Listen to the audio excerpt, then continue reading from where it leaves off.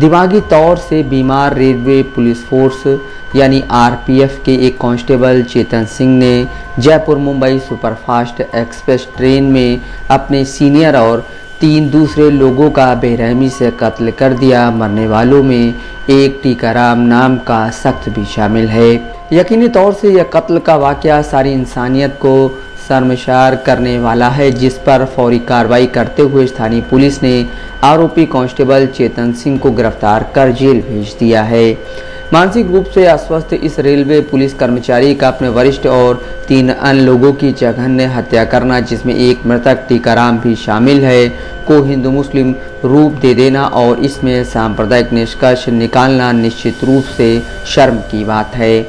राणा अयूब, असदुद्दीन ओवैसी और उनके जैसे कथित मुस्लिम हमदर्दों के द्वारा इस घटना के फौरन बाद अपनी घटिया सियासत शुरू कर दी गई।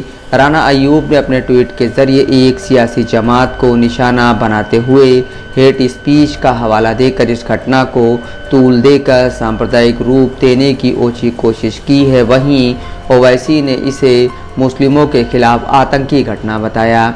हेट स्पीच का मुद्दा बनाते हुए राणा अयूब ने जिस प्रकार ट्वीट किया है वह मात्र हेट स्पीच का मसला नहीं है, उसके ज़रिए उनके द्वारा सियासी निशाना साधते हुए भारत की छवि को अंतर्राष्ट्रीय स्तर पर धूमिल करने का प्रयास किया गया है।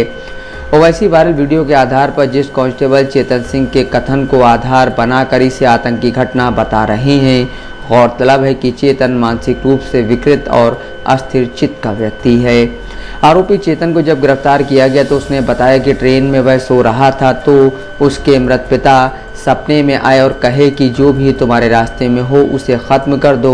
सबसे पहले उसने B5 कोच में टॉयलेट के पास ASI टीकाराम मीणा पर सर्विस राइफल से 4 राउंड फायर किया। फिर कोच के दूसरे छोर पर भानपुरवाला पर फायर किया। इसके अलावा S6 कोच में असगर अब्बास पर फायरिंग हुई और इससे सटे पेंट्री कार में भी एक अन्य यात्री पर चेतन सिंह ने गोलियां चलाईं, जिसकी शिनाख्त होना भी बाकी है।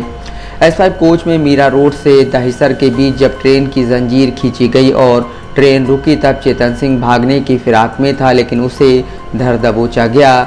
60 ट्रेन कोच में जब वह राइफल लेकर चला तो किसी व्यक्ति से उसने उसकी पहचान नहीं पूछी। इसके अलावा कोचों में और भी दाढ़ी टोपी वाले स्थानीय लोग सवार, लेकिन उसने किसी भी धार्मिक पहचान वाले शख्स पर गोली नहीं चलाई।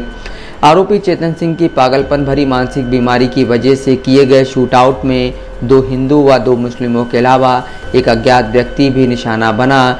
ऐसे में यह आरोप लगाना यह शूटआउट किसी धर्म विशेष के प्रति नफरत से प्रेरित है और उसमें अपनी स्वार्थ पूर्ति करना सांप्रदायिक तनाव को बढ़ाने का कार्य है।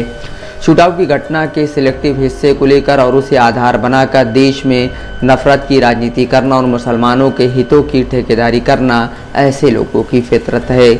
राणा अयूब और उनके जैसे लोग जिनको वाकई मुसलमानों की फिक्र होती है और हेट स्पीच का मसला उनकी निगाह में महत्व रखता, तो वह सबसे पहले उन लोगों के खिलाफ आवाज़ बुलंद करती जो खुद को मुसलमान कहते हुए दूसरे फ़िरके के मुसलमानों को बिना वजह उनकी धार्मिक आस्था के आधार पर टारगेट करते हुए उनके खिलाफ नफरती बयानबाजी करते हैं।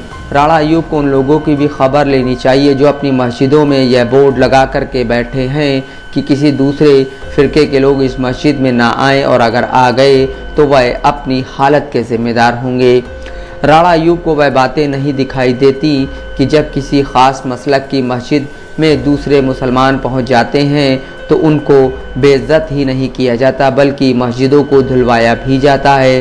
राणा अयूब की निगाह में क्या वह बातें नहीं गुजरती कि जब हेट स्पीच के ज़रिए दूसरे फ़िरके के लोगों को दहशत का शिकार बनाने की कोशिश की जाती है।